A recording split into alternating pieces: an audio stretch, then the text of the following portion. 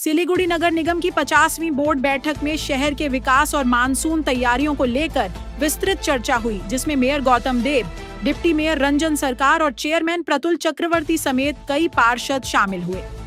बैठक में जल जमाव की समस्या से निपटने और ड्रेनेज सिस्टम को मजबूत करने पर विशेष जोर दिया गया, ताकि मानसून के दौरान नागरिकों को परेशानी न हो।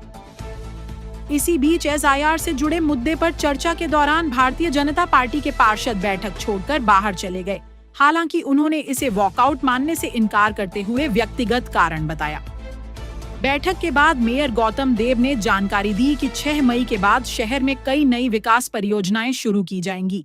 साथ ही सौंदर्यीकरण और स्वास्थ्य सेवाओं को बेहतर बनाने के लिए भी योजनाएं तैयार की जा रही हैं, जिससे आने वाले समय में शहर की नागरिक सुविधाओं में और सुधार होने की उम्मीद है। मीटिंग আমরা করব, সেই এমআইসি মিটিং এ আমরা সেই বিষয়গুলোকে নিয়ে আমরা কাজ করব, বিশেষ করে প্লাস্টিক, থার্মোকল, তারপর পর্যটন বান্ধব একটা ট্যুরিজম ফ্রেন্ডলি একটা নীতি প্রণয়ন পুরসভা, এই কাজগুলো